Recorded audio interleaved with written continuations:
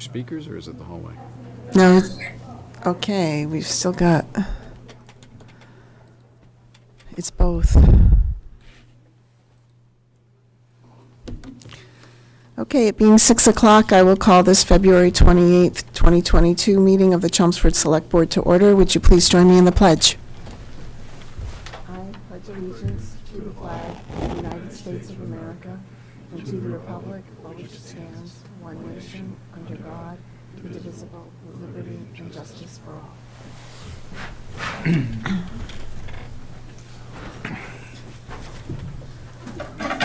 Okay, well, if you're in the Zoom room, I'm going to ask you to please keep yourself muted unless you want to speak, and keep your video off until it's time for you to speak. Thank you.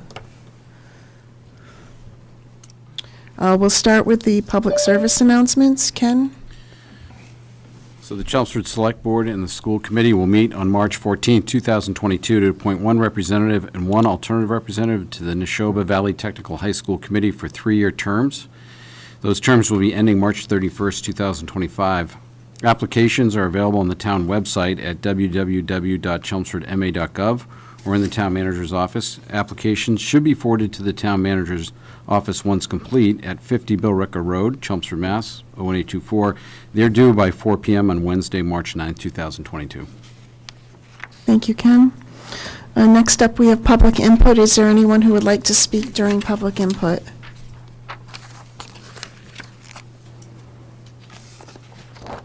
Okay, seeing none, I'll move on to committee vacancies. So for committee vacancies for the week of February 28, 2022, we have one 3-year term for the Arts and Technology Education Fund Committee. The Bicycle and Pedestrian Advisory Committee is looking to seat one unexpired 3-year term and one 3-year term. The CCA Advisory Committee has 2 1-year terms. Clean Energy and Sustainable Committee, 1 unexpired 3-year term. Community Action Program Committee, 3 1-year terms. Council on Aging has 1 unexpired 3-year term, 1 3-year term, and 5 associate member positions, and those are staggered terms for those 5 seats, expiring each of 22, 23, and 24 at the end of June each year. Cultural Council has 2 3-year terms. Diversity, Equity, Inclusion Committee has 1 unexpired 3-year term. Holiday Decoration Committee is looking to fill 2 1-year terms. The Neshoba Valley Technical High School Committee, as I just read, is looking to fill 1 3-year term and 1 alternative member to a 3-year term. Parade Committee, all applicants are welcome. Those are 1-year terms. They expire each July 31st of each year. Public Celebrations Committee is a 5 1-year terms. Recycling Committee is looking to fill 1 1-year term. And the Tree Committee has 1 unexpired 3-year term and 1 3-year term.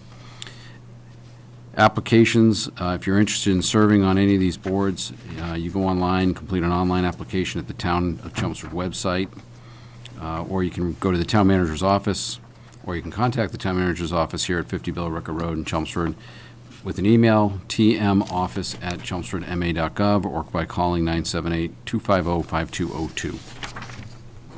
Thank you, Ken. Next, we have a public hearing for the alteration of premises and change of manager at Zesty's Pizza on Fletcher Street.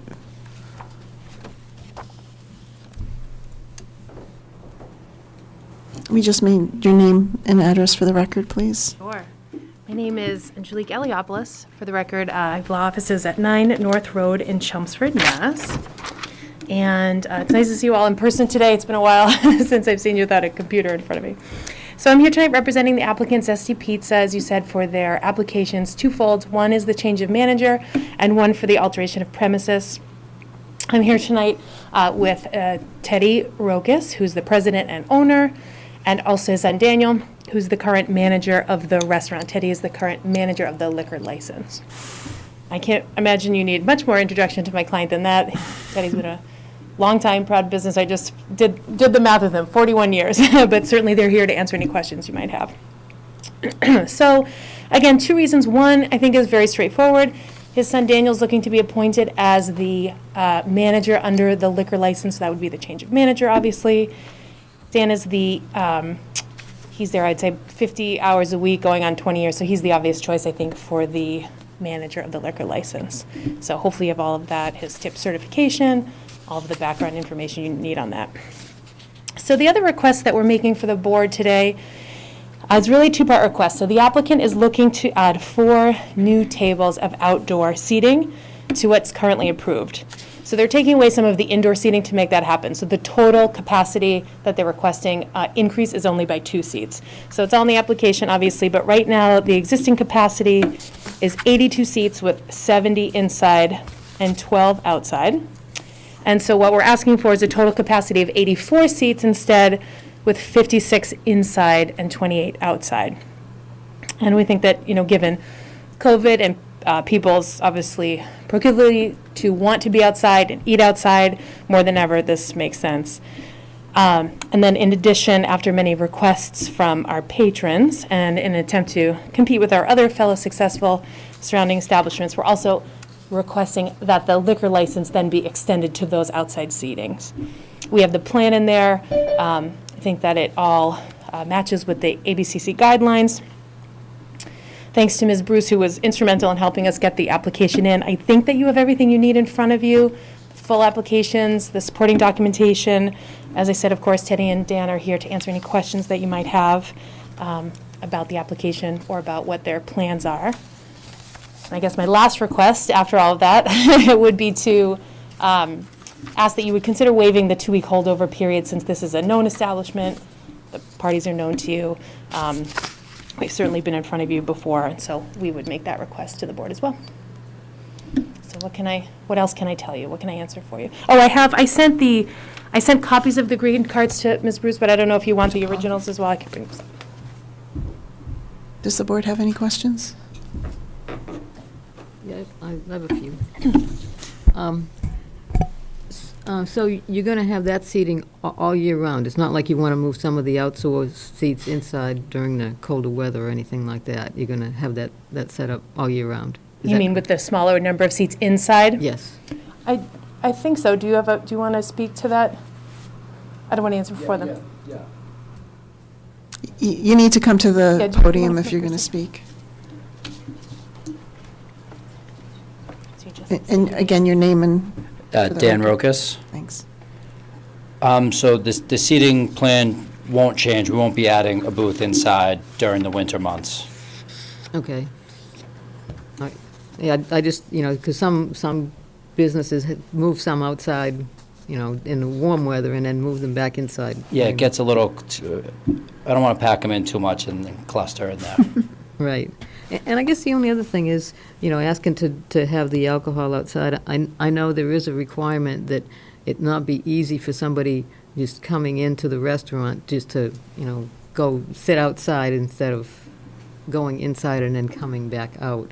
And it looks like the way you have it set up that there's, you're really not keeping somebody from doing that. You know what I mean? I think the guidelines of the ABCC, I have them with me, I'm sure you have them as well. Yes. And they are very specific of what they require for the outdoor seating. And I do believe that plan meets all of the requirements that they list out. That it's going to be sectioned off, that, they require the dimensions, et cetera, and everything that we had forwarded that plan to one of the ABCC members to see if they had any questions or concerns. I had not heard back that they had any. I'm assuming that if Ms. Bruce heard back that for some reason I wasn't included on that email, that she would have forwarded that to me right away. Okay, yeah. We did run that plan by right. them as well. Okay. Yeah, I haven't heard anything from them, but just the way that it looks like if somebody's, because of the tables being on both sides of the door, you kind of have to, run the gauntlet of the tables to get inside, right? And, you know what I mean? Dan has a puzzled look on his face. Your Well, question is about the pathway to get to an outdoor table, whether there's somebody Yes. Kind You're of supposed to go, checking you're you in, supposed to you- check right, in and then right. get access, like, if you think of how Max and Leo's, you gotta go in, check in, Right, then there's a right. door to get outside. Right. So that's what, Had that's to what say she's you're walking asking. in the middle of the How tables. how does that process happen, the You way don't you want have the someone, layout? right, you don't want someone underage walking, sitting right down at a table and having a beer on the table and start drinking. That's, the goal is that they have to go through the restaurant to get to the seats. Yeah, with the seats in front, I don't know with this location, if there's any way to make that happen. And again, that is not a specific requirement that I'm aware of on the ABCC guidelines. I mean, most restaurants I've been to that have outdoor seating, you don't have to go through the restaurant to get to the seat, but you have to go inside and check in, and then they bring you to a table. Right. And this would be, you have to be placing Yeah. your order inside to get to the table, obviously. In other words, you're going to go inside, you're going to order your meal, you're going to order your beverage, and then you're going to go sit down. Yeah, Fishbones is like that, they got that outdoor seating and your entrance on the side, there's a You're sandwich. right. Oh, that's true. Yeah. Yeah. Yeah. And they serve alcohol out there. Yeah, I thought I had read that different, but if you said the ABCC is okay with it, then, Well, like I said, I emailed them the plan with a request to let us know of any concerns they had before we got here, and I did not hear back that they had any. And certainly they'll be reviewing it at step 2, but I had not heard otherwise. right, that's my questions. Any other questions from the board? No. This is a public hearing. Do we have anyone from the public who wishes to speak? I'm not seeing any in the Zoom room or this room. I'll make a motion to close the public hearing. I'll second the motion. All those in favor? Aye, 5-0. I have no problem. I have no problem waiving the 2 week. We've done that many times for people that have been in business, so that's only my opinion, but Especially with its family members and Yeah. he's worked there. Yeah, I'm okay with that. Any other discussion? Paul, were you going to say No, something? I'm not sure your policy requires a 2-week waiting period on alteration of premises. It's Yeah. only, right. no, I think that was just So that. it's even easier. There you go. So if you want, I'll make a motion to approve the alteration of the premises and change of manager on the all alcohol beverages license for Zesty's Pizza, and with no holdover on the license. I'll second the motion. Any further discussion? All those in favor? Aye. 5-0. Good luck. Wonderful. Thank you so much.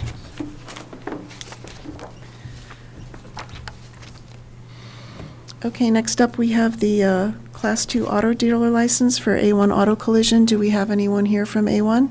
This camera was on. Thought he was It's been online. on the whole time. Yes. We just need your name and address for the record, sir. Yav Sampany, 297 Littleton Road, Chelmsford. Thank you.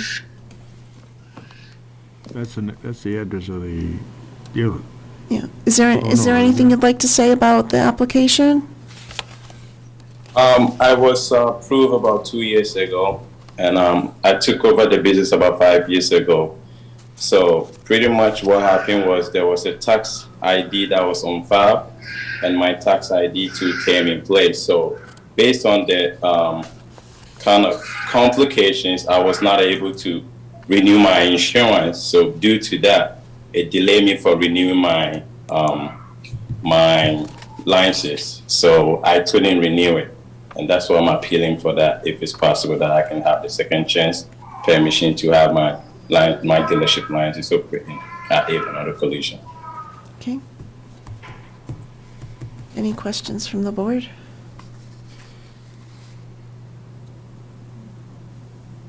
No, there have been no issues in the past with Yeah, the license. it's an established I think he's business. fine. Take a motion then? I will make a motion to approve the Class 2 auto dealer's license for A1 Auto Collision LLC, doing business as A1 Luxury Cars, located at 297 Littleton Road, Unit 12. I'll second the motion. Any further discussion? All those in favor? Aye, 5-0. Good luck, sir. Take care. Thank you You're so welcome. much. Have a great day. You too. Thank you.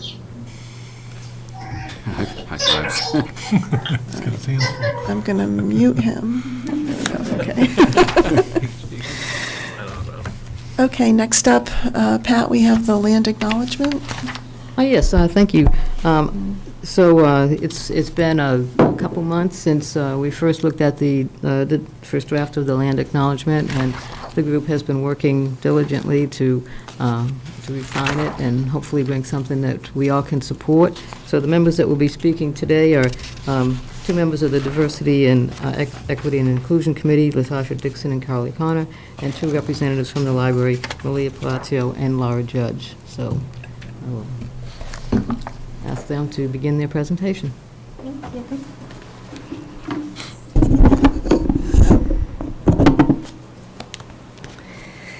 Hello, my name is Latasha Dixon. My pronouns are she and her.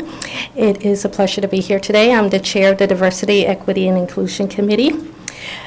As a gentle reminder, I would like to let the town know that the DEI was formed by this committee, by this select board, back in 2020, and we have the following mission. The Diversity, Equity, and Inclusion Committee supports Chelmsford efforts to become a welcoming town that recognizes diversity, pursues racial equity, and fosters inclusion.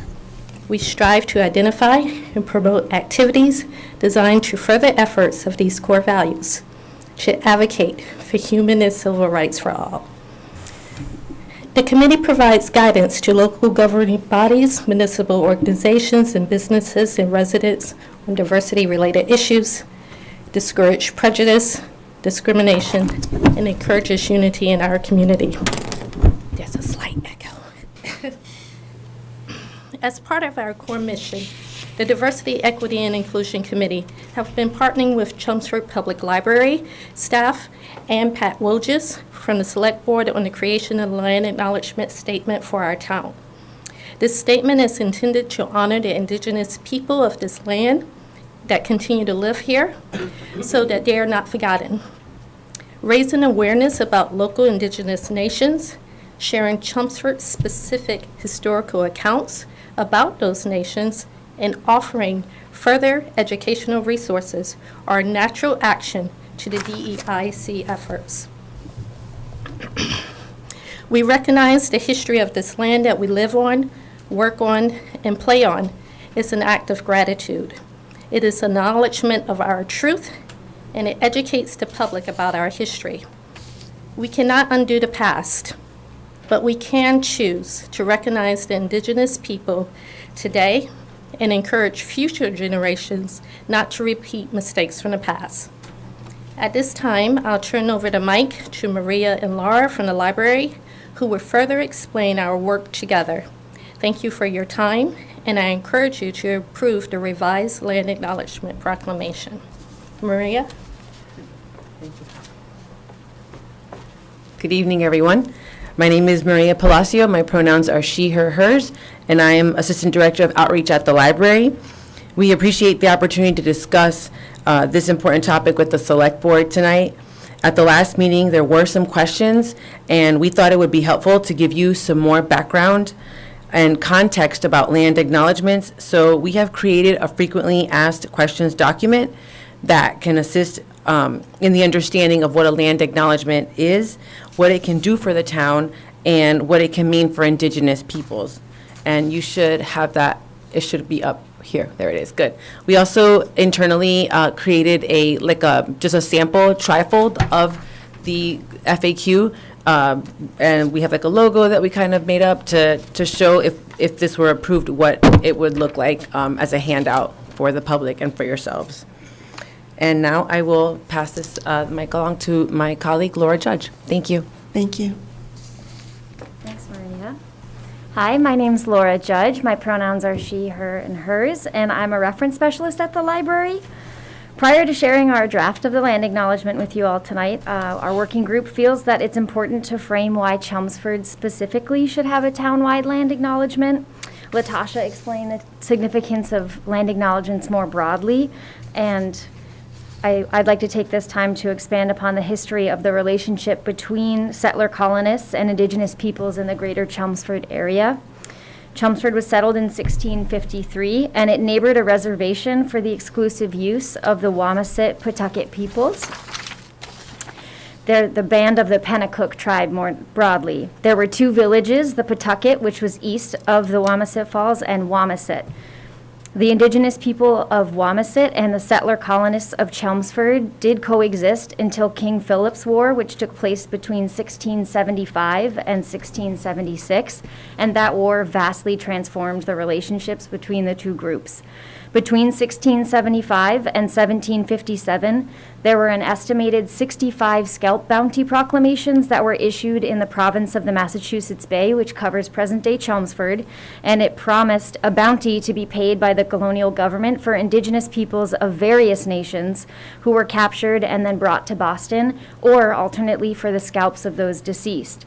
In a 1675 letter to Thomas Henchman, who was a prominent trader in the Chelmsford area, there's two indigenous leaders of the Wamasit community, Samuel Numfow and John Lynn, who explicitly stated that they'd been unjustly accused of crimes by settlers. Many of their people had been killed, and that they feared that this would happen again if they did not leave Wamasit completely. And this is in Letters to Settlers of Chelmsford, which we have copies of in the Chelmsford Public Library.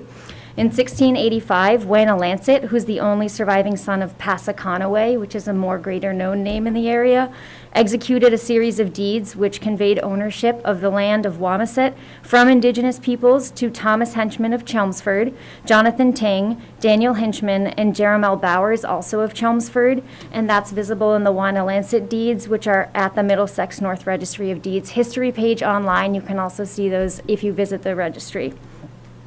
There's also an article titled The Wamasit Trail of Tears, and that was written in collaboration with the now defunct Greater Lowell Indian Cultural Association, and that details the dispossession of indigenous land in this area. And the violence that was inflicted on the indigenous peoples of Wamasit and Pawtucket actually also occurred despite the fact that most of the people in those bands were Christianized by colonist assimilation.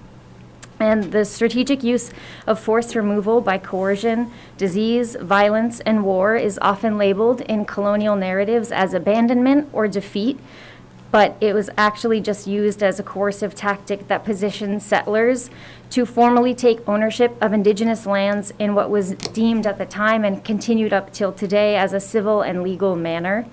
In 1677, this was all documented by a chief administrator of English missions, Daniel Gookin.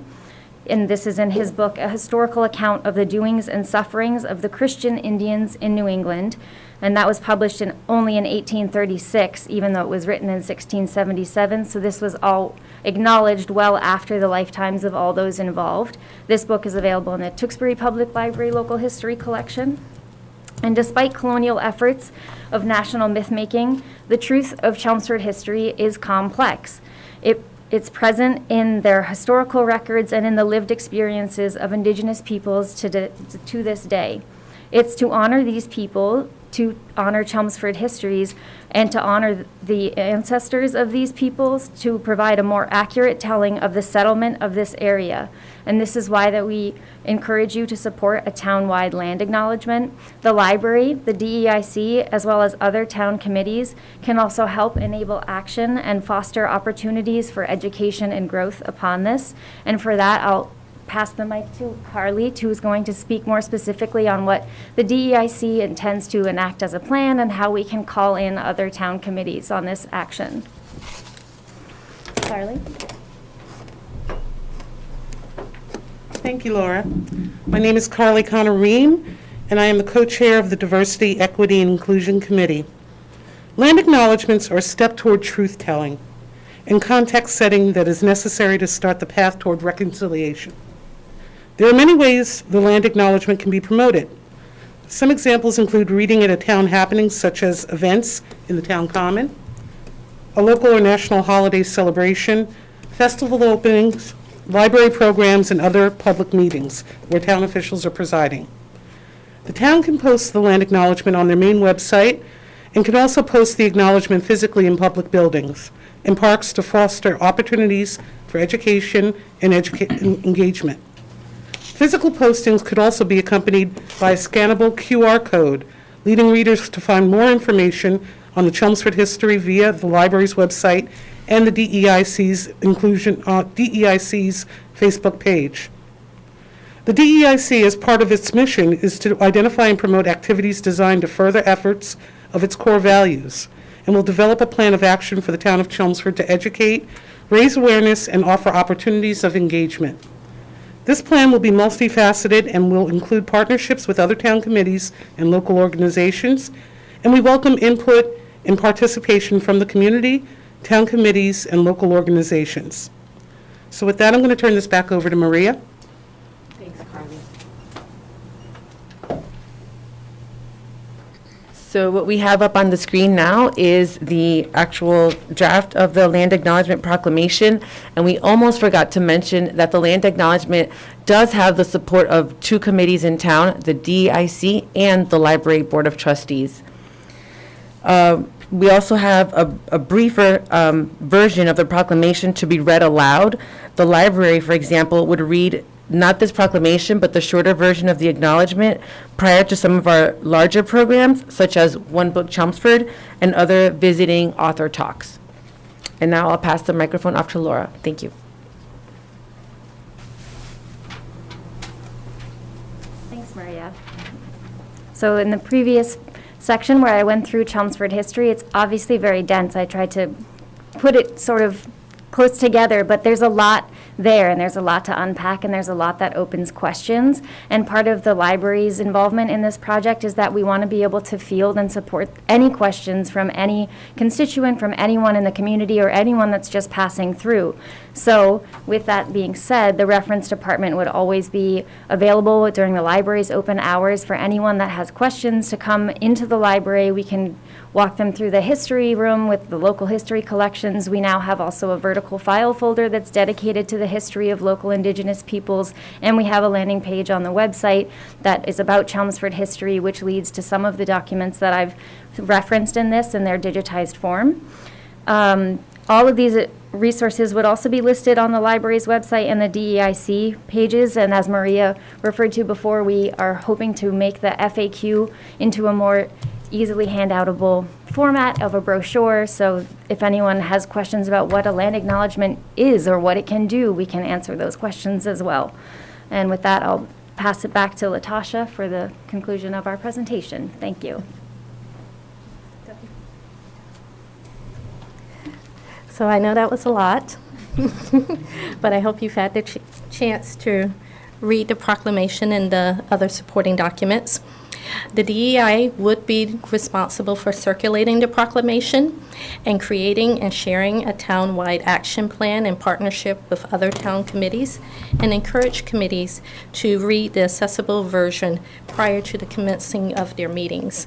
This will not be a requirement, just a suggestion. So this concludes our presentation. Are there any questions or comments?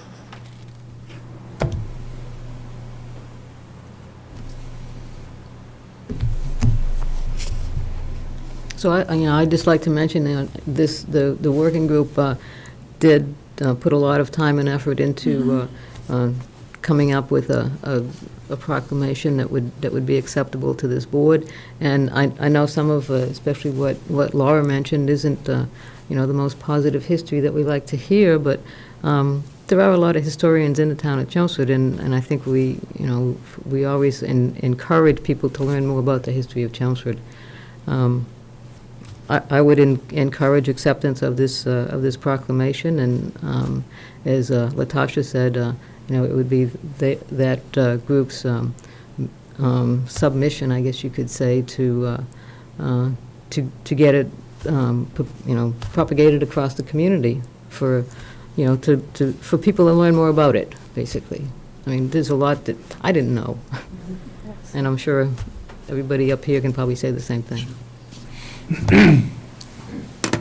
Quick question. One of the speakers said that the land acknowledgement is the first step to the path of reconciliation. What's the rest of the map to reconciliation?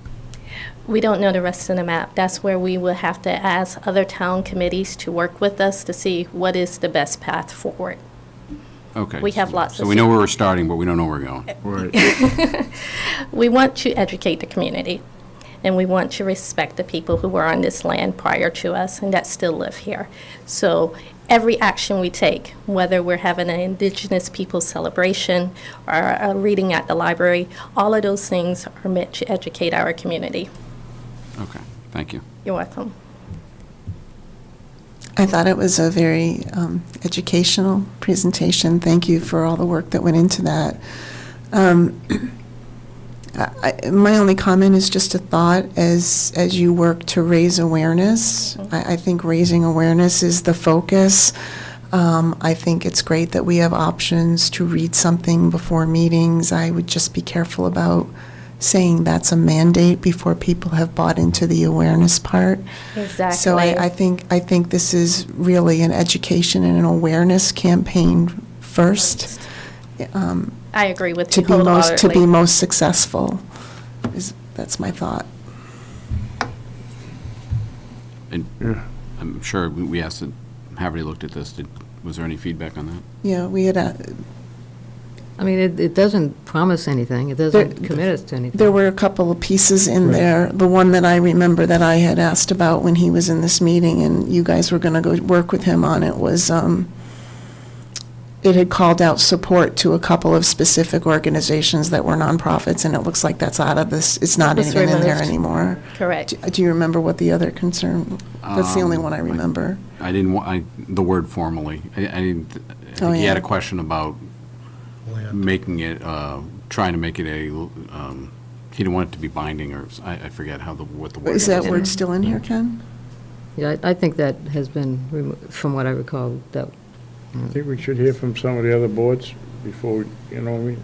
well, I mean, we usually do that. I mean, and we have heard that DEIC has supported it, as well as the library trustees. I mean, like I said, it's not, it's It's a proclamation. a proclamation. Yeah, I don't have a problem with it as a proclamation. Fine. That's why I was saying that I think it's an awareness and an education. It's not go to the boards and say, this is what we want you to do now. It's Right. kind of a similar process that you've gone through with us. Does that address your that's concern, cool. George? Okay.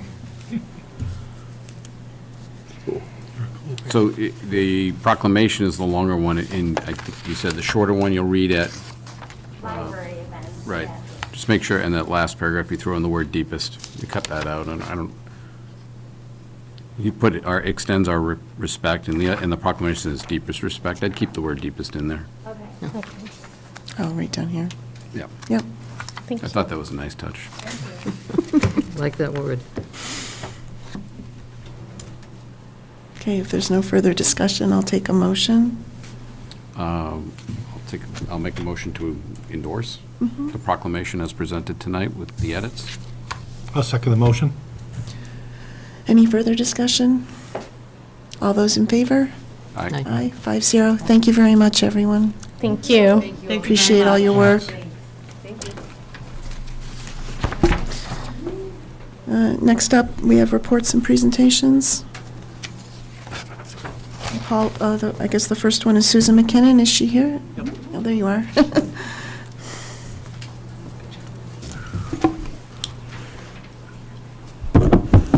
Hi, I'm Susan McKinnon. I am a town resident. I live at 14 Cathy Road in Chelmsford.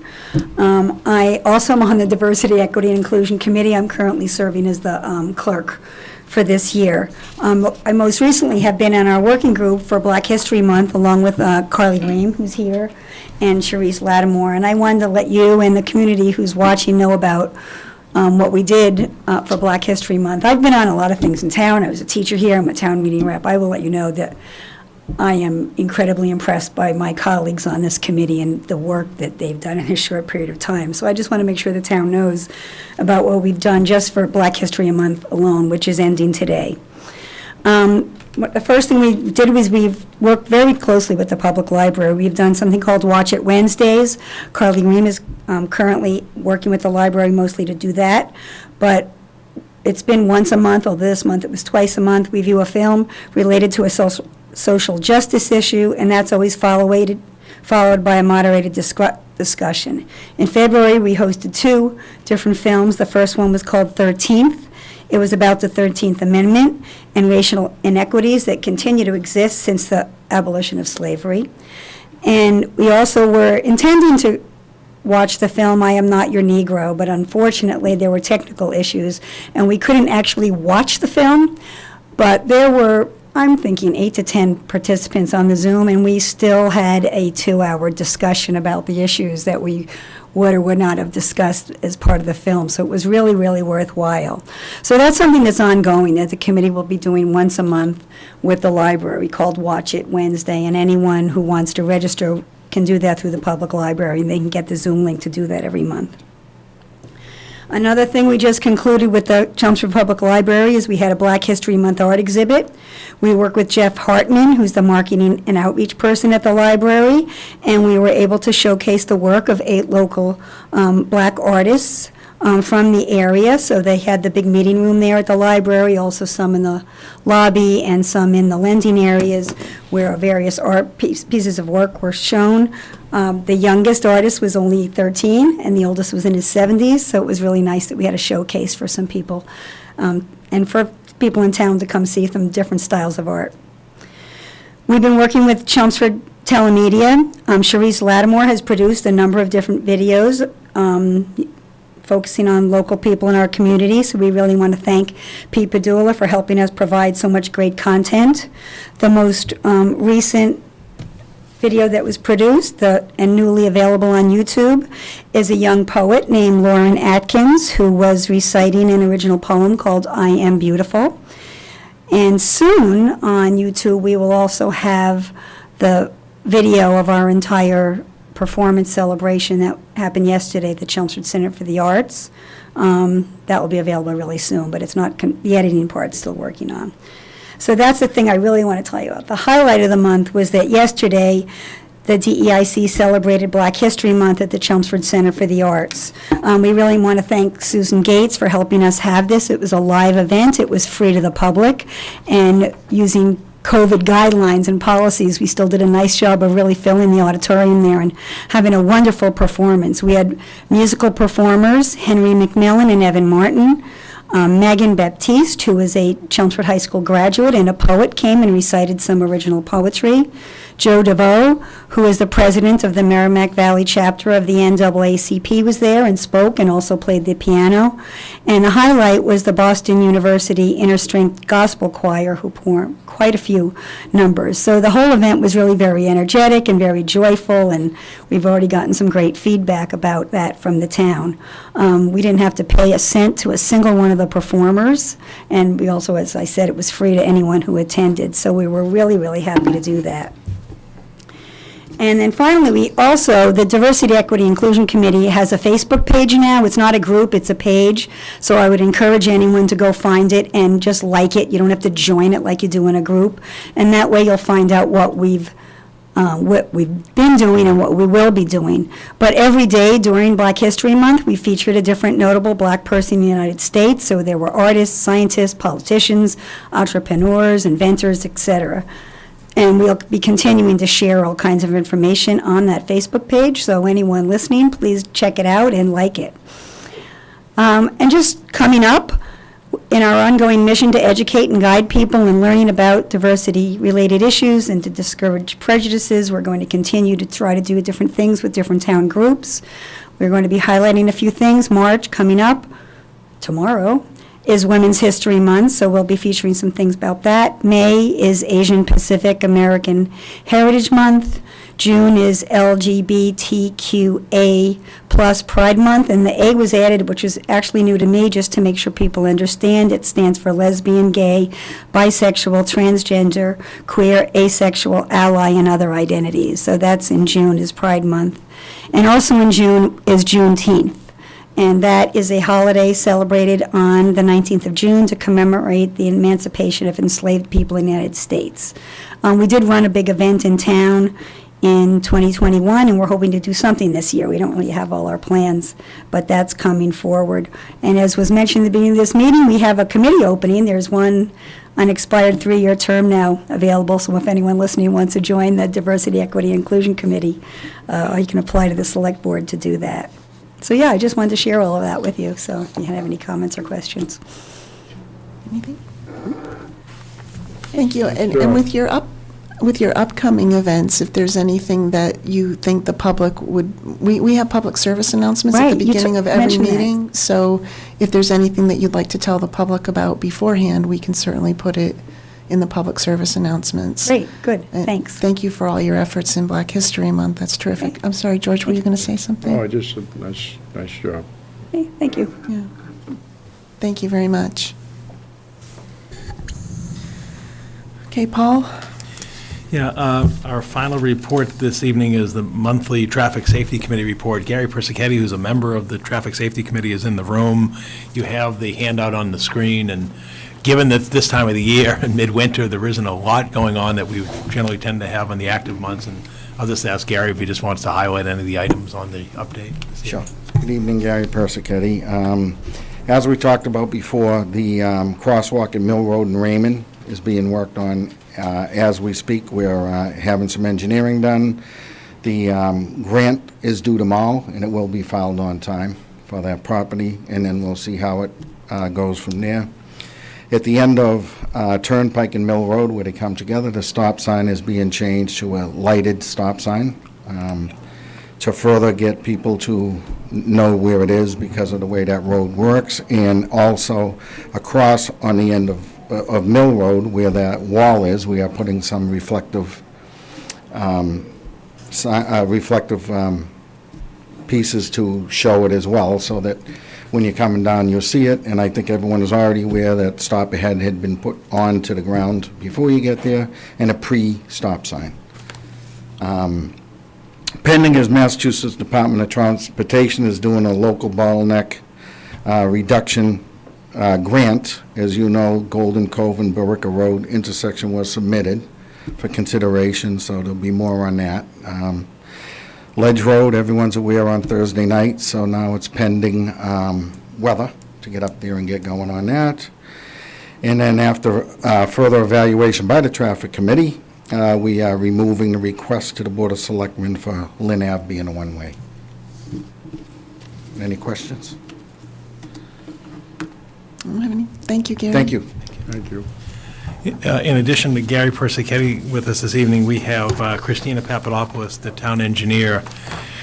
The DPW performed a pavement management survey that was completed in December, and fortunately, here we are in February. We're sort of underway for preparations for the road construction and sidewalk work for the upcoming season. What we've experienced this February is a bit unusual. We had, I think, 4 60-degree days in February, which was great for a break in the weather. Unfortunately, it also revealed an early start to the pothole season, which we expect will continue now into March and April. And one of the concerns that we regularly receive from residents is the conditions of the roadway in town and what are the town's plans and so forth. And with this survey that Christina is going to go through in terms of the overview and the plan that we have as part of the efforts of how we move forward, we really want to sort of present sort of the analysis that's been done and the proposed plan going forward. And unfortunately, much like the state, where you've got a number of bridges that are deficient and you can't meet all the needs in one immediate time and the investment over time, I think you sort of see the same message in terms of road conditions. Again, not only in Chelmsford, but those that exist in our neighboring communities across the state and so forth. So without any further ado, I'm going to turn it over to Christina to do the presentation this evening, and then obviously we welcome questions and public input from the board and from the community. So good evening, Christina. Good evening. Christina Papadopoulos, town engineer. So pavement management during pothole season. Okay. This is an overview of our pavement management program. If you want to go to the next slide. So to give you a background, back in 2012, we implemented the first round of pavement management system, where we have an automated, program where we put in the evaluations on each of the roadways, and it is able to tell us, which roads we should be paving. In 2021, we reevaluated all 187 miles of the town roads, and that's town-owned roads only, so it does not include the state roads or any private roads. So the theory of pavement management is that we're trying to plan for pavement repairs and maintenance with the goal of maximizing the value and life of the pavement network, right? So you want the most for your money, and that's the theory of it. This does take into consideration how the road is classified. So there are three classifications. There's arterial, collector, and local roads. And typically, we travel on all three roads throughout our trip.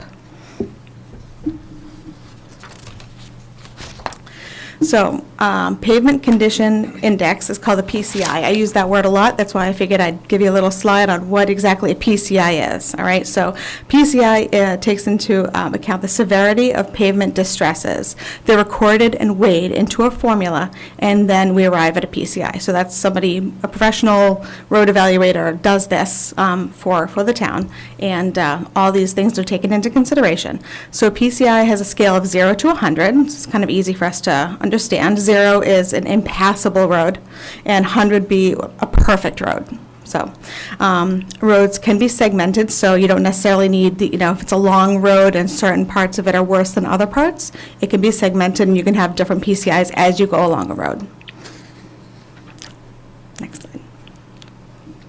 So this gives you an understanding of what the different PCI limits would be for different, types of roads. So an excellent road would be 93 to 100. A good road would be 86 to 92, and then a fair road is 73 to 85. What you want to do is you want to stay above 73. That's a pretty decent road. When you get below that, it gets a little worse. Then it's called the deficient condition from 61 to 72, and 0 to 60 is really poor and needs a lot of work. We don't like those roads. All right, so another part that we look at is a deterioration curve. This is something that allows planning for future repairs. So a budget analysis featuring the pavement management system uses deterioration curves, and the curves estimate the rate at which the pavement condition decreases over time, and it's largely due to the pavement class. So arterial, collector, and local. Arterial roads have a high traffic volume. They're going to deteriorate much faster than a local road per se that will have less traffic volume. So roads get used more, they deteriorate faster. The next slide. So we prioritize, obviously, right? So we want a high benefit value, and that benefit value is calculated by looking at the traffic volume, the repair service of life of the repair that we choose, the PCI, which we talked about earlier, and the unit cost of that repair. So good roads wind up being protected. Improvements to the poorer arterial roads and collector roads get done. And lastly, we would do local roads in need of major rehabilitation. So that's the prioritization. We want to get the most people on the safest roads as possible. So during this evaluation, Chelmsford's current average PCI was determined to be a 76 in our 2021 report. However, it did modestly decline from our previous report in 2012, which had us at an 80 on average. However, the report in 2013 predicted that if we were given level funding, the average PCI would deteriorate to a 74 by 2021. So the results are somewhat consistent, but show that we've done, I think, a little bit better than was predicted due to just better management of funding. So we've just done level funding since the 2013 report? Yes. Yes. Yeah, state chapter 90 money's been level funded at 1.25 million, and our capital budget, 400,000 and 350 for sidewalks. It's been since the last decade. Yeah, so the next slide.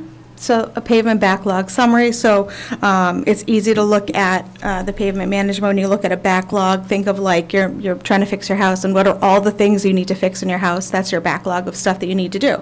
So looking at all the stuff we would need to do if we had like this, flush of money and we could just fix every road to be come up to 100.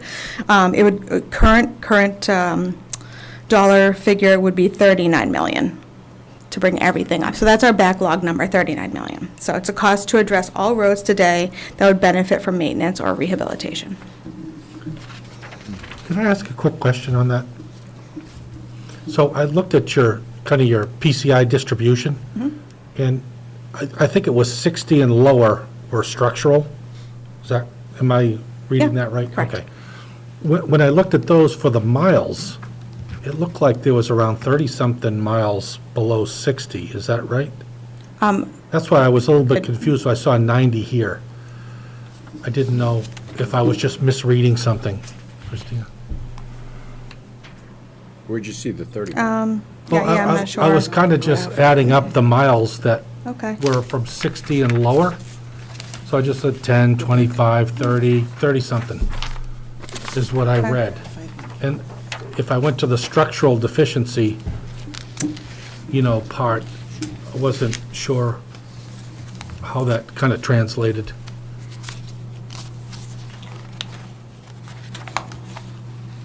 No, it goes up to 72. What's that? It goes up to 72. It goes up The to PCI of Up to 72. 72, Yeah. okay, Yeah, I think that might be it. okay. Okay? Yeah, so it's anything up to a 72. You want to say above a 73, 73 or higher. Okay. So it's basically anything lower than that. Okay, gotcha. Yeah, that might be it. Okay. The structural improvement is 70 and higher? 70 and below? Yeah. 72 and lower. Okay, thank you. Yeah, sure, no problem. All right, so prevention is the next slide, and that shows you a road with some crack sealing. So approximately 48% of the roads need structural improvement, which we just discussed, which accounts for 97% of the outstanding backlog of work, which emphasize the importance of preservation, maintenance treatments, like crack sealing. Spending funds to extend the lives of large number of roads in need of maintenance makes financial sense. You want to protect what you've already invested a lot of money to create, right? The next slide is so we took a look at 3 different 10-year road paving scenarios, okay? And the first scenario is the current level funding of 1.65 a year. The second scenario maintains our PCI, which is at 74, at 2.2 million. And to improve the PCI, 5 points in the next 10 years would be a $3.2 million investment. So here's the next slide is scenario 1. It shows you a 1.65 a year current level funding. And if you notice, as the years go on, the backlog goes up, but the PCI goes down. So in 10 years, we'd be down to a 71, whereas, we're starting at a 76, We're starting at 76, we're going down to a 71, and we've just increased our backlog substantially. That's level funding. So scenario 2 is the next one. And it shows you the PCI would maintain at 76 around there. And however, still you see the backlog going up from 39 million to 44.6 million. And scenario 3, where we get to improve the PCI 5 points in 10 years, it would be an investment of 3.2 million a year. Our average PCI starts at 76. It goes up to an 81, and a backlog goes down from 39 million to 32 million. And then we have that, and the next slide is shown in chart, which you can see the blue is the current funding, the red would be to maintain a PCI, and then the green lines show improving the PCI. It's level 3. So you can see what I just explained, how the backlog increases with level funding. And this is an overall map showing the local collector and arterial roads in Chelmsford, not including any state roads. And it shows you that these are the different classes of the roads, and this is how, this is one of the factors that's included in looking and making and creating the pavement management list. And the next slide is the current conditions of the PCI, current conditions for the town of Chelmsford. So this is the result, what resulted in the assessment that we just performed.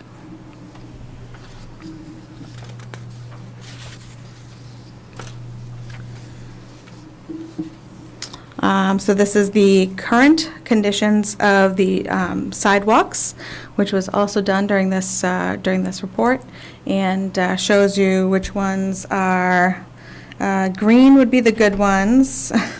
The yellow ones are fair. The red ones are in poor condition. Then we have some future, possible sidewalks we're thinking about doing. Those are shown in black. When you say future, are those sidewalks that don't exist yet? Correct. Okay, so that's based on where we think we need sidewalks in the past public input we've gotten?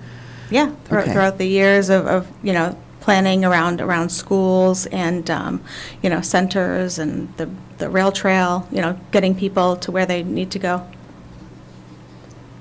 All right, so the next slide shows the, let's see, It's an eye chart. is this? It's the hard one that shows the Oh, this is the school network of sidewalks, yeah. Yeah, this one has the schools circled in red. It's really hard to read, but if you see it in a big map, it's really, really nice to read. So that just shows you that, we've been trying to prioritize sidewalks around schools. So the paving and sidewalk plan determination. So a paving plan gets looked at. First, we review the funding sources available. We review the pavement management, the PCI, and looking at we physically drive down the road to see what condition it's in. And then we would prioritize high-volume roads that need the most work. And then we implement the multi-year plan. So there's more than one factor when we're looking at, what road to pave. A sidewalk plan, same thing. We look at funding sources available. We would physically walk the sidewalks that are considered in poor condition, because those should be repaired before you build new sidewalks. We review the road paving plan and analyze existing and potential new sidewalks, because it's nice to do the road paving while you're doing the sidewalk at the same time, because then you're not, disturbing pavement unnecessarily. So we would prioritize sidewalks for pedestrian travel to schools and parks and public areas, like I said. We develop the cost for plowing sidewalks, obviously has to be considered. So if it's a new sidewalk, that's more employees that need to plow the sidewalk. That means more time taken to plow the sidewalk. So that has to be considered in the sidewalk as well. And then we'd implement the plan. So the next slide. Yep. So the current road unit paving costs, so these are all estimates. However, the DPW would cost, a unit paving cost for a typical mill and overlay is $216,000 a mile versus a contractor's unit paving cost for mill level and paving would be $275,500 a mile. So you can see that obviously hiring a contractor is more expensive than having our DPW do it. However, when we have our DPW assist, then we're limited by how much our DPW can handle within a season and by our own staffing limits. These costs don't include raising castings, drainage improvements, curbing, line striping, police details, which can drive up the cost of paving substantially, depending on where the street is.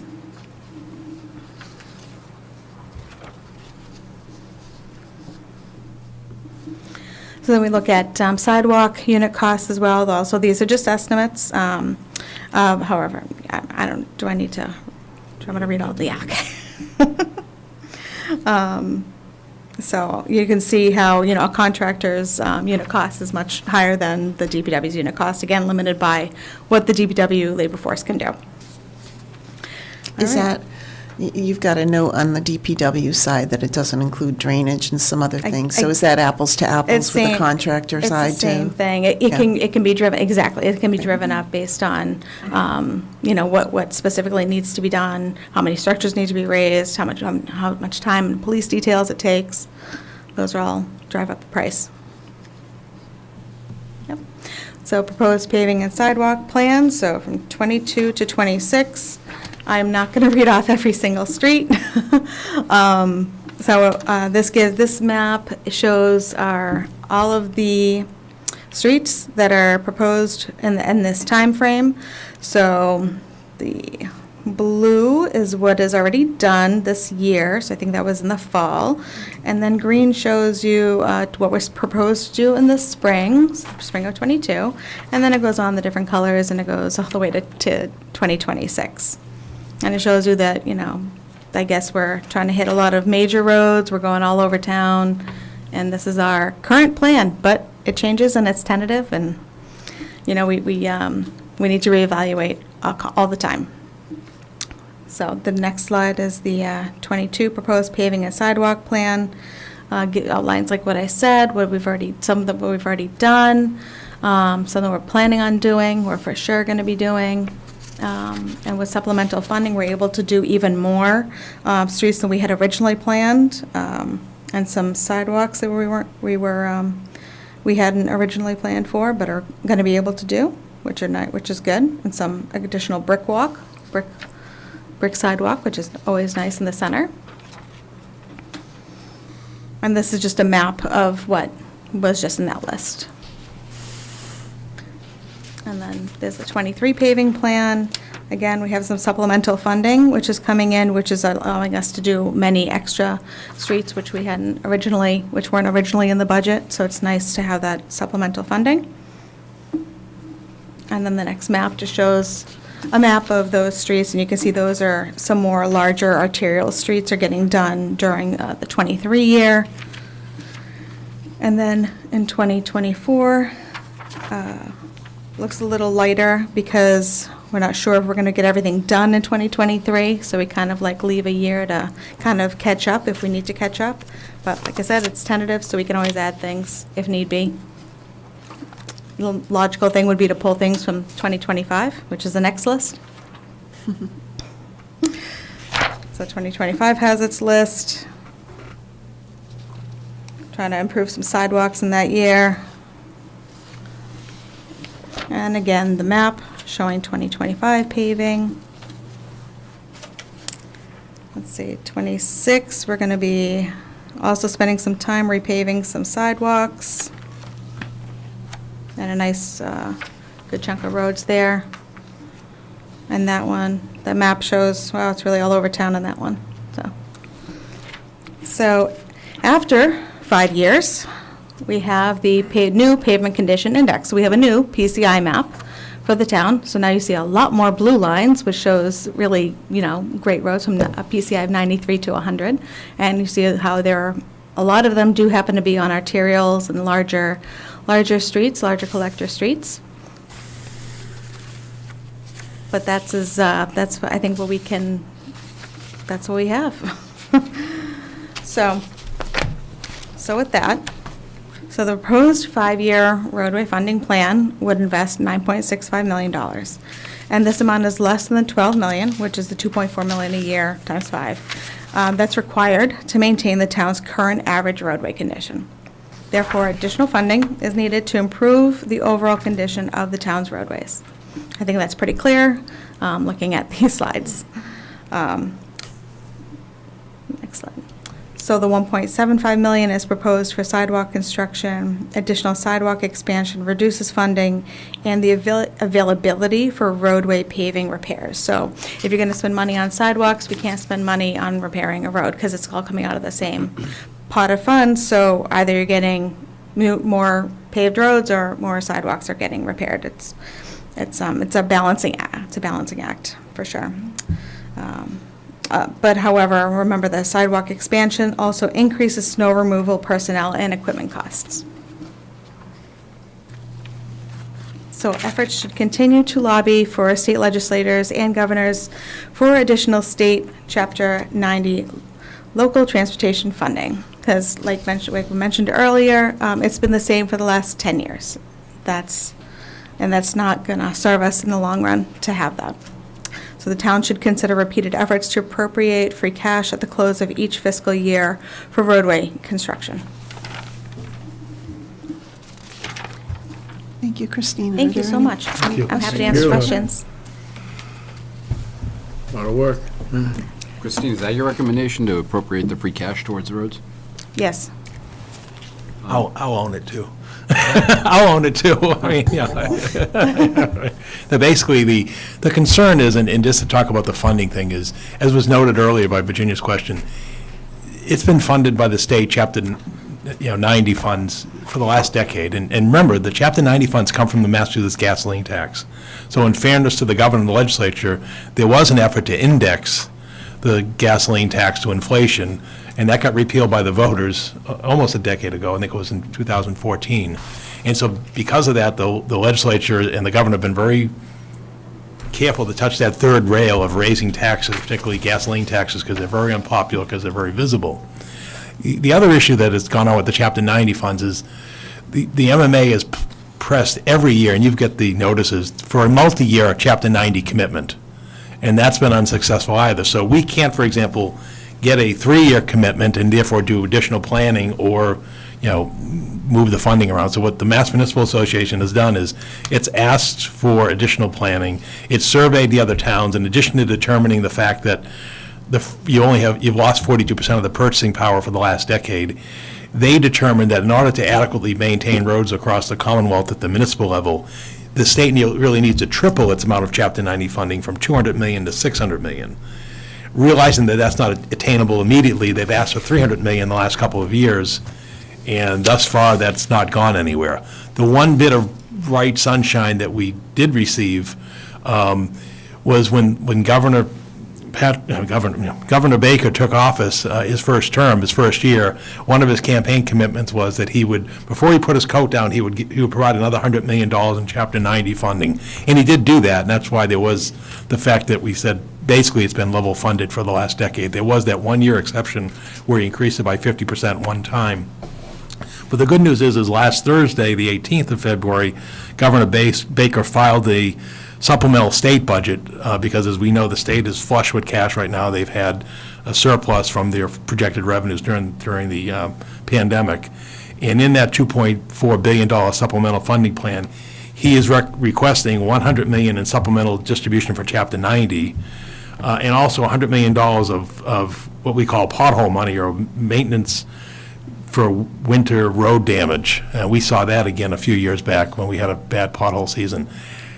I expect that funding will be met based on what we've seen historically, and also recognizing that we're going into an election cycle where not only the governor's seat's open, but also the legislature are up for the ballot. So the good news for us in Chelmsford is we expect that if you take that $200 million statewide and they distribute it by the Chapter 90 formula, we should get $1.235 million again on top of what we have. And so that'll enable us to do two things.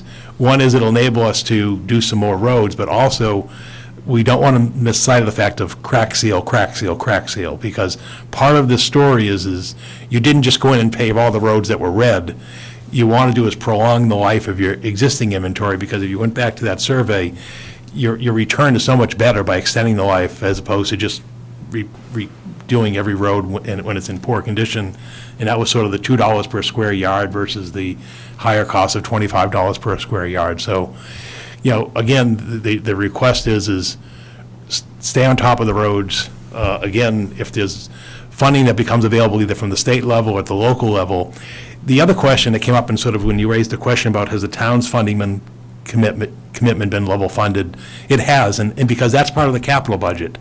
And as we've known over the years with the capital budget, that includes not only the roads and sidewalks, but it also includes the town's buildings and so forth, which are also aging.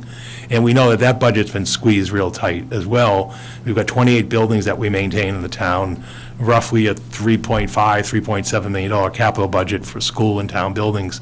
And so that sort of explains, well, why didn't you just put more of the local capital into the roads? It's because we got the counter effect of maintaining, and we go through it all, our newest school building was built in 1974, and the McCarthy was built in 59, and this building's 100 years old and so forth, and they're aging. So that just sort of puts it into perspective in terms of how the roads fit into it. And then my last comment before I conclude is you're going to see a similar thing with the sewer. You remember earlier, about a month or two ago, we improved the funding from ARPA to go do that survey and cammering into the sewer lines to look at inflow and infiltration and work on the sewer lines.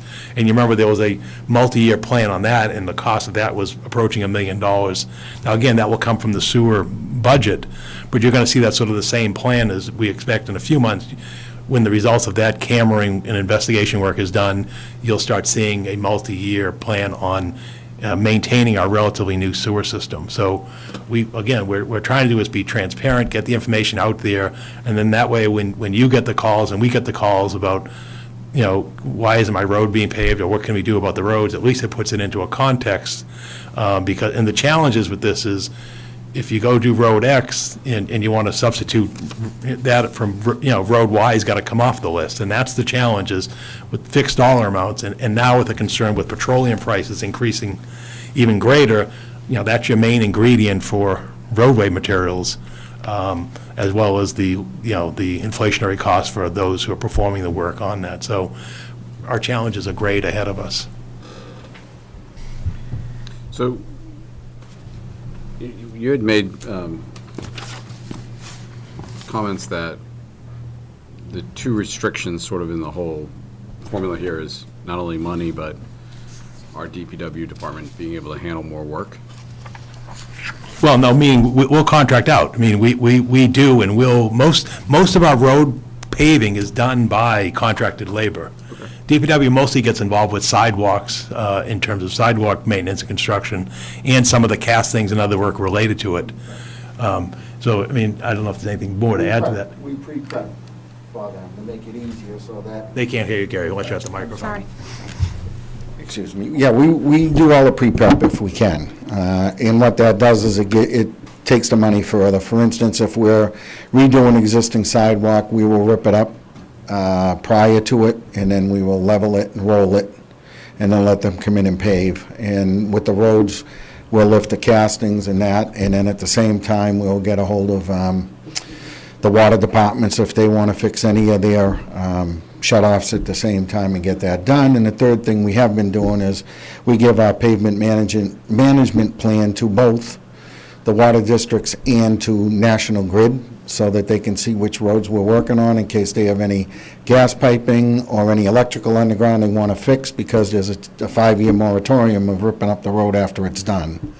So to basically get everybody on the same page and hopefully make it so the only thing that's happening, which is unfortunate, which happened some time ago on a couple of main roads, is you end up with something that it's either a water break or it's something National Grid that wasn't, or National Gas wasn't expecting, and you do have to do that small cut, which you really want to not have to be doing.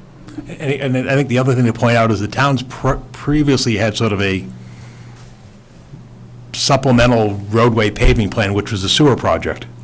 If you remember, they went and installed sewer throughout the entire town, and because of that, the town was able to resurface the roads during the sewer project. Well, that ended a decade ago as well, and so now we're sort of on our own going forward, and that's part of the challenge that we have. Will you run this by the sewer department or wait for that sewer study to come back before you? Well, no, the sewer lining really won't result in major excavation of roads. A lot of it's going to be in situ, meaning you basically install liners inside of pipes and so forth. So it's not, when they're going onto the sewer thing, it'd be very rare that you'd be ripping open an entire road. It's more going to be pocket areas, and a lot of that you can do with the existing, structures. They just run those new liners. Exactly, yeah. Yeah, So- well, go go ahead. ahead. No, it's okay. Well, I'll just say thank you so much. I really appreciate it. But you give me all this information, so it makes me think, and I know there's a lot of data underneath some of these bars.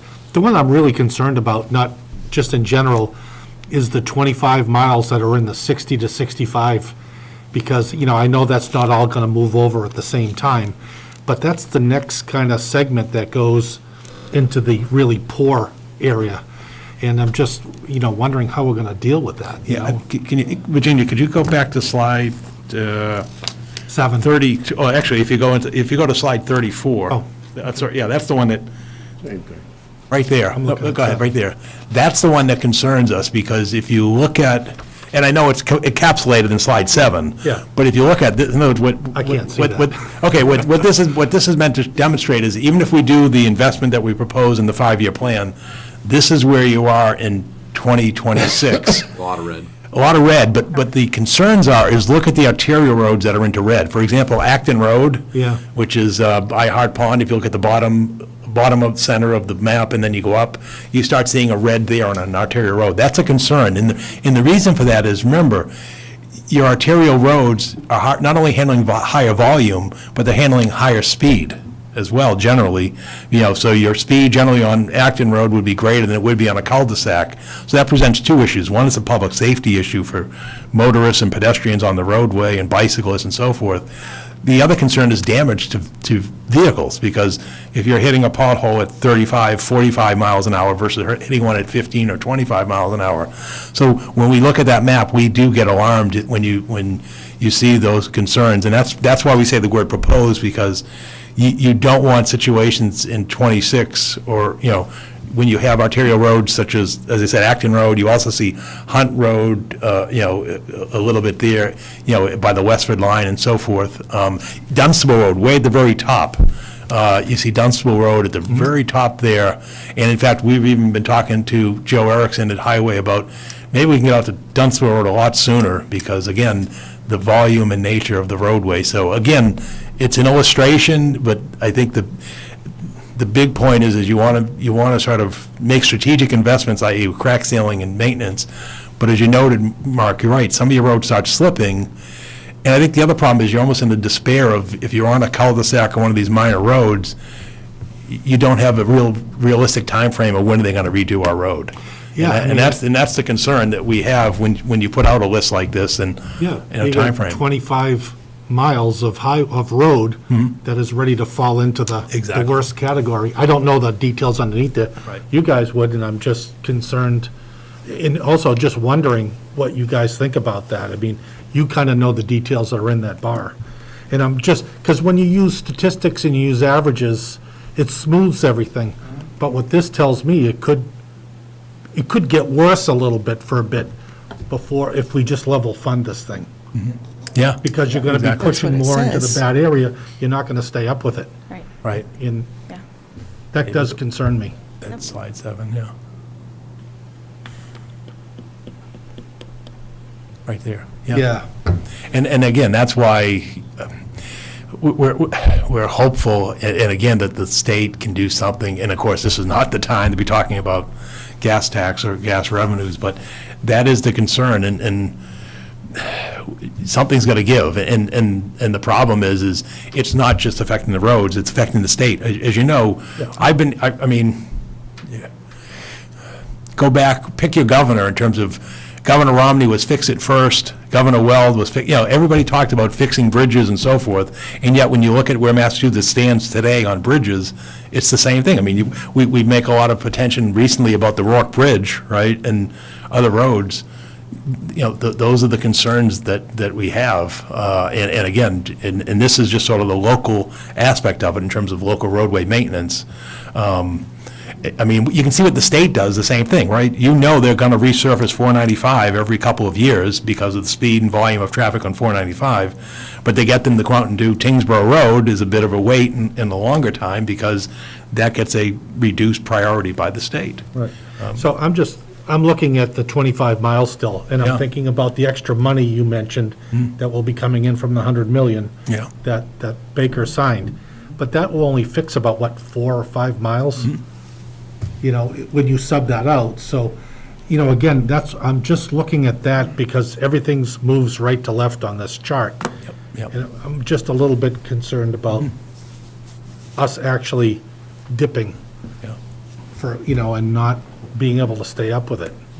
And the problem is, even if you pour it all in the crack seal, it doesn't sort of freeze it in Not time. saying to do No, that. but I just want you to know. I don't have a solution. I'm Right. looking at the It just numbers. creates an issue. Crack seal just prolongs it. It's like your driveway. You Right, go out and do some, you reseal your driveway, it Yeah. extends it, but it doesn't, you eventually come to the point you've got to redo your driveway. But it's the most bang, because of the fact that now you're keeping the grass and stuff from growing through, which deteriorates it quicker. So that's why in this next year, we're going to spend a lot of time and a decent amount of money on crack sealing to try to get ahead of that. And then just like any other plan, I mean, we've just finished a 10-year period, and now this one's going to take us into the other. I mean, over that period of time in your 5 or 6 year plan that you're looking at, you can clearly see that you have these roads that you want to do, and then when you go to reassess, when it's ready to come up, you'll find out that road lasted a little better than you thought, but another one that you expected to go out 2 more years is not. Yeah, right. So then you just have to make those switches back and forth. And who does those assessments? We do. Well, How many people do you have? we have 3 that basically have been going out and doing that for the longest time, for sidewalks and for the roads. Yep. And Who are those folks? Well, it was Steve Yonley, Joe Erickson, and now it's Richard Jensen. Okay. Two highway and That's what I was one wondering, 'cause I engineer. know there's been are some the ones that turnover. Yeah.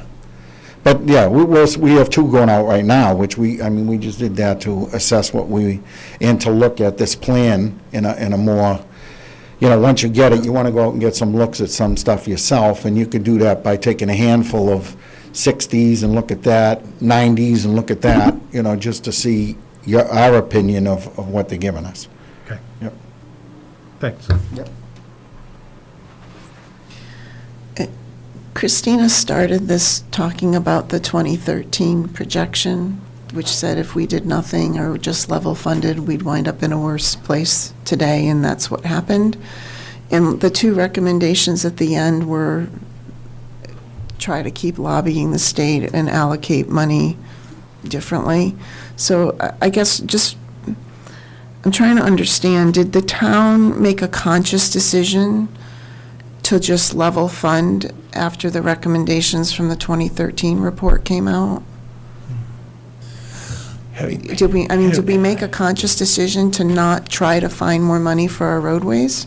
I can tell you that in the years, having lived through that period, we periodically talked about Chapter 90 funding from the state almost annually, because it's funded annually, and and the MMA's been pushing it in terms of the Chapter 90 funding annually, as they said, but for the 1 year. And we keep saying that that's less in our control. We can Right. support the lobbying and Right. try to work with our local legislators, but the other part of it is more in our control, so I'm just trying to understand, was there a conscious decision process that said we're not going to put any more money into the roads, knowing that they were projecting that they'd decrease if we didn't try to find some increases year over year?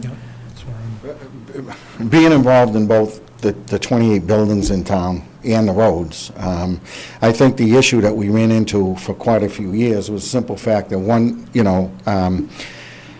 consciously, we've been level funded in everything, in manpower, in budgets, for at least the last 10 years. So we've had no increases other than what it takes to extra heat the building, give people, their raises and things like that.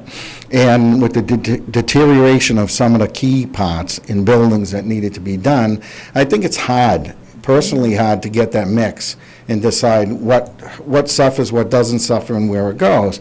And just to be honest with you, a couple of those lean years, our 400,000 was cut back to 200, and 325 or 350 for roads was cut back to 150 or 200 at a couple of times too, to get that capital budget back down to where it needs to be.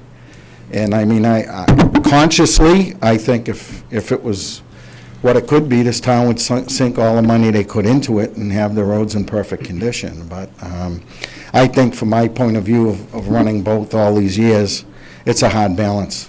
And it also goes to vehicles and apparatus as well. Yes. There were years when we'd have to fund a ladder truck, which was over $1 million. 1.4, yeah. And therefore, then we would have to sort of squeeze the other budgets and buildings and as Gary mentioned, in the road and sidewalk funding, because you're just sort of on this balancing scale, as he described, of what do we fund with limited dollars. Right, we've committed some significant ARPA money towards the buildings and so forth. Will that help us to maybe be able to address anything here, or is that just kind of keeping that up? Here's the situation, and I think I had said this at a prior meeting, is back almost 7 years ago when we did the ESCO, okay? We did that for the same reason. That was the performance contract that We did the what, Gary? The performance contract. Energy It's called an energy $15 contract. million contract, right? Right. Yeah, and at this point, we're in year 7, we have not paid out a dime, and we've made a little bit of money and have paid the note. But the reason why we did it at the time was, we hit a brick wall. We had univents in every school, we had all these things in front of us that, with the capital plan we had, we're never gonna get done. So we took it and we put it out into an ESCO and got a lot of that off the plate. I think the ARPA money's gonna help in the same way, okay? It's not gonna stop the deterioration of other things in the old buildings, just like, you're not gonna stop people from driving on roads to make them last longer, But I think, to your point, I think, yes, it's going to give you the ability to get some areas done that would have taken longer if you didn't have it, without a doubt. Yes. So the first recommendation was lobbying the Chapter 90 piece. Yeah. What do you guys see anything that we could think about differently or act differently with where things are evolving? Well, one, You know, or after the state elections, do we have a more concerted campaign with our House fact- representatives and our senator? In fact, as you know, there's a state election for governor this November. Yeah. Last week, the candidates were asked, I don't know if you saw this news account, they were asked, would you commit the current governor's policy of increasing unrestricted general government aid, which is your lottery aid, at the same level of growth in the state budget? They couldn't get all the candidates to even agree to that, okay? So if you now want to then say, well, how about committing Chapter 90 fundings? You're not, and the reason they say is, well, we don't want to commit ourselves and box ourselves into commitments, we'll evaluate them, we want to fund it. And quite frankly, the reason we believe why they only do annual Chapter 90 things, allocations, as opposed to a multi-year, which we've been asking for, is that way every year the legislators and the governor can sit there and say to the cities and towns, look what we did for you. Here's some Chapter 90 funding. And then that way they get annual recognition of voting Chapter 90. The frustrating part in recent years is they've held off doing that until halfway through the construction season. You've seen that where they won't even, the money didn't even get released till June or July, and meanwhile your season's ending in November. So your you're right. So answer is we're in a political environment, but it's just frustrating because, again, to be fair to them, they've got pressures on their funding things. Paul, I guess what I'm saying is, if there's only two recommendations. If that's right. one of the two, Yep. then maybe it ought to be formalized into some kind of goal next year, where we're going to try to look at what is our legislative strategy for Chapter 90. Yeah, and I think Otherwise, it's just a bogus recommendation if we're just going to. I would agree. It appears it may be likely that we may have 2 freshman representatives for Chelmsford of our 3 next year, the way things are trending.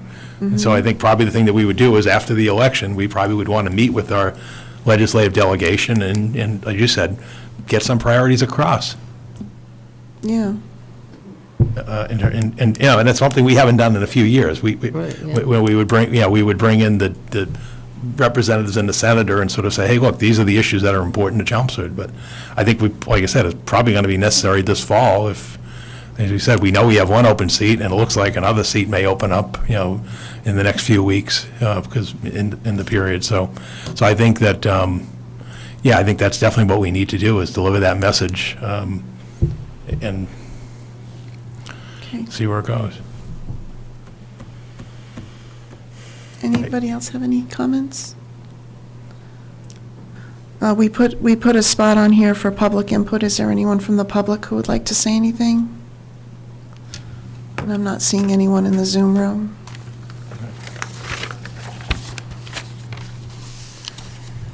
Thank you. I know a lot of work went into this. Thank you so And much. I found Thanks, Christine. I found the report from which this was derived very informative also. Thank you. So thank you. Okay, Paul, town manager reports. Okay, a few items this evening. The first one is, since our last meeting, we have received our health insurance premium increases for our active employee and retiree plans. In summary, the premiums are going up 3.5%, which is very good news, and maybe one of the last years we see, given the way things are trending right now in medical care and so forth. But I think the thing to note is that even at a 3.5% increase, the HMO plan, family plan, will now, monthly cost will be $2286.77, and if you do that over an annual cost, it's $27,441.24.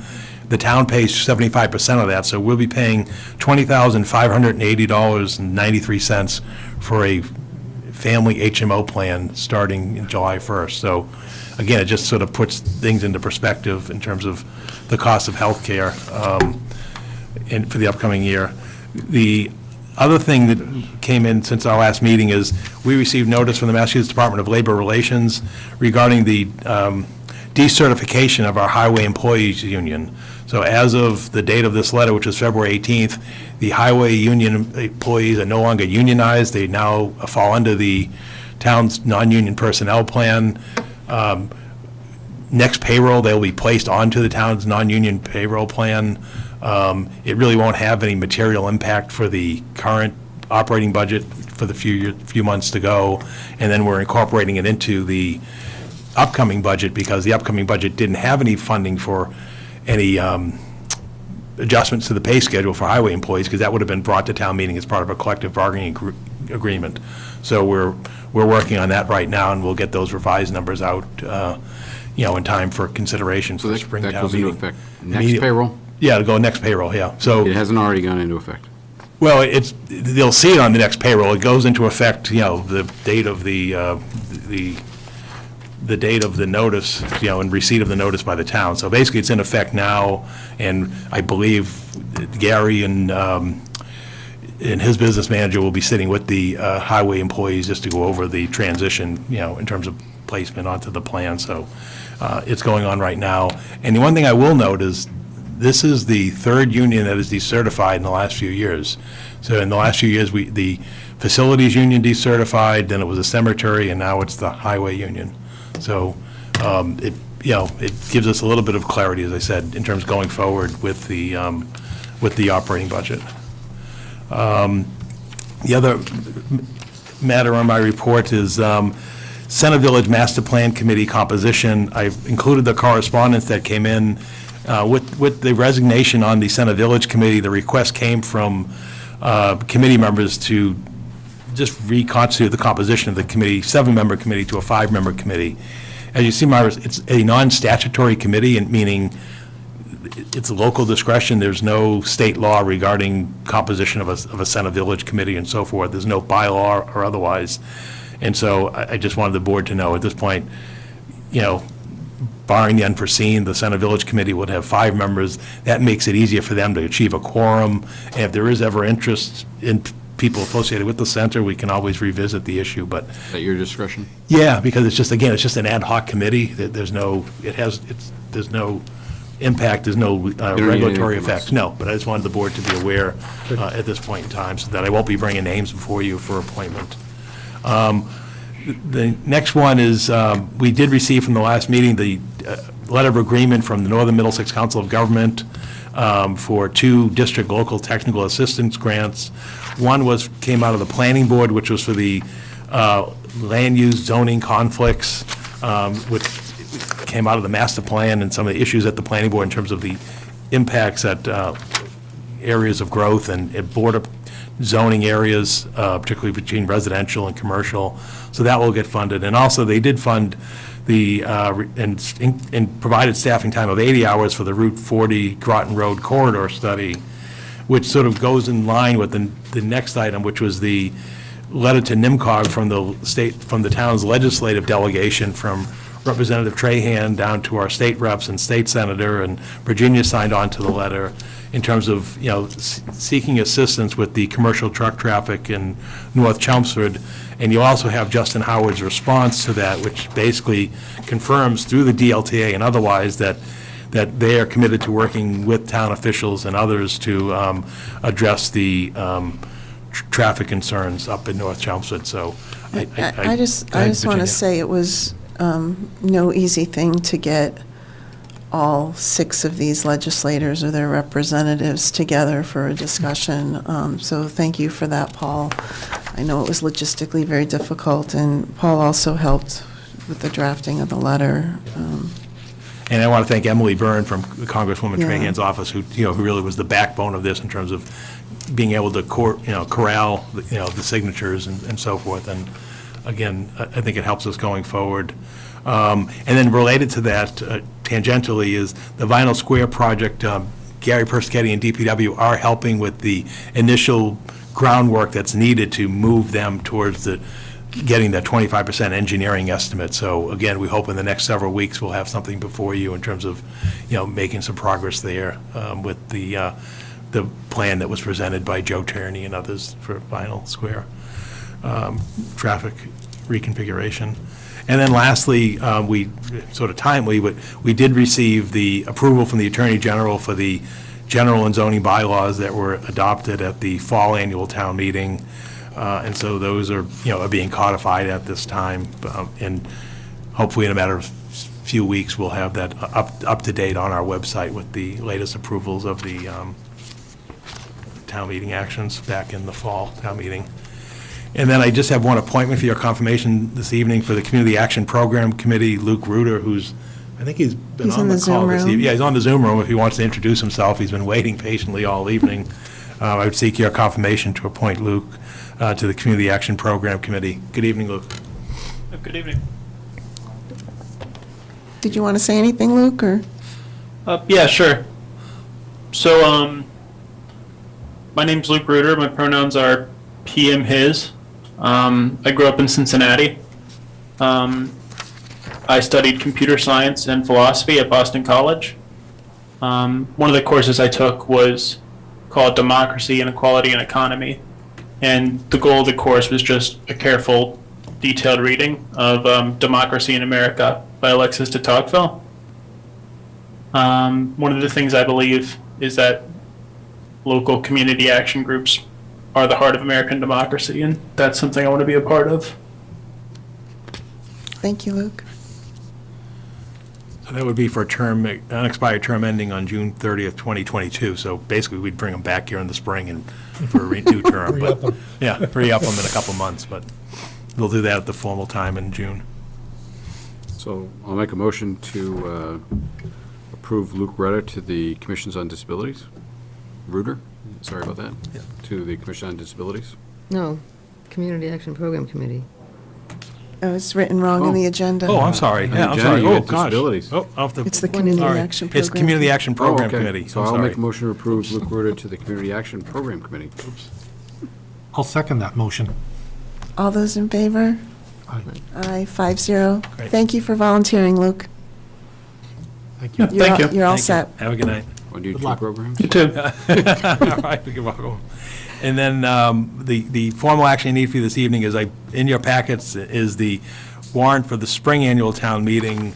The only change from the draft you had last week is there's a new article inserted as Article 9, and that came with town council and the planning board, and that would be seeking town meeting approval for a preservation restriction for the Fisk House.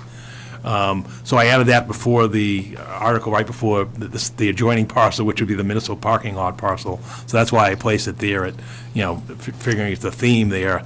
And then the only other change was I dropped the last article, which obviously is not here, and that had to do with the street acceptance of Charles Way. In working with town council, he agreed that it's just, there's just no way logistically that could be completed by spring town meeting. So with that, I'd seek your formal vote to sign the warrant for the April 25th, 2022 spring annual town meeting. Any comments? Okay. I'll take a motion. Yep, so I'll make a motion to approve the Chelmsford Spring town warrant for the annual spring town meeting. We have is there a date? Is it April 5th? April 25th. Oh, April And- 25th. yeah, and it also It also has the election, It too, includes April the town 5th, election. it's all in one warrant. Yeah. Okay, and the town election for April 5th, 2022. I'll second the motion. All those in favor? Aye. Aye, 5-0. Thank you. Okay, next we have meeting minutes. First up are the regular session minutes for February 14th. Before we take a motion, are there any final comments? Okay, I'll make a motion to approve the regular meeting minutes from the February 14th Select Board meeting. I second the motion. all those in favor? Aye, 5-0. Oh, you're abstaining? On January 10th, I believe. No. No, this is The February 14th. 14th. You were here, you were here, Oh, George. oh, This was last one. Well, The first, no, this is the first one up top. Oh, I'm sorry. No, No problem. Okay. okay, 5-0. I have some announcements on releasability of executive session minutes. The following minutes were approved for release. December 16th, 2019, Segment 3, June 1st, 2020, Segment 2, October 25th, 2021, Segment 2, January 3rd, 2022, Segment 1, January 10th, 2022, Segment 1. And the following minutes were deemed not releasable: December 20th, 2021, Segment 1, 2, and 3, January 3rd, 2022, Segment 2, and January 10th, 2022, Segment 2. That brings us to liaison reports and referrals. Pat? The library on March 15th is hosting a Zoom meeting in partnership with the League of Women Voters about our upcoming election. And they will be talking about the new precincts, they'll be talking about availability of mail-in and early voting, and they will also talk about some of the ballot questions that will be on that ballot. Again, March 15th, you do have to register, and the library will send the Zoom link that day. So anybody who's interested in learning more about the election, that's your opportunity. That's all I have. Thank you, Pat. George? What's it? Mark? All set. Ken? I'm good. I have one from the Board of Health. The Board of Health would like me to announce that Governor Baker updated the advisory regarding face coverings as of February 15th. And the Mass Department of Health advises that a fully vaccinated person should still wear a mask or face covering when indoors and not your own home. If you have a weakened immune system, if you are at increased risk of severe disease because of your age or an underlying medical condition, or if someone in your household has a weakened immune system or is at risk of severe disease or is unvaccinated. They'd also like the public to know that the next Board of Health meeting, scheduled for Monday, March 7th at 6 p.m., they'll be discussing COVID updates and the current mask recommendations as part of their agenda. And on February 23rd, Chelmsford's COVID positivity rate was 5.5%, and it's monitored weekly.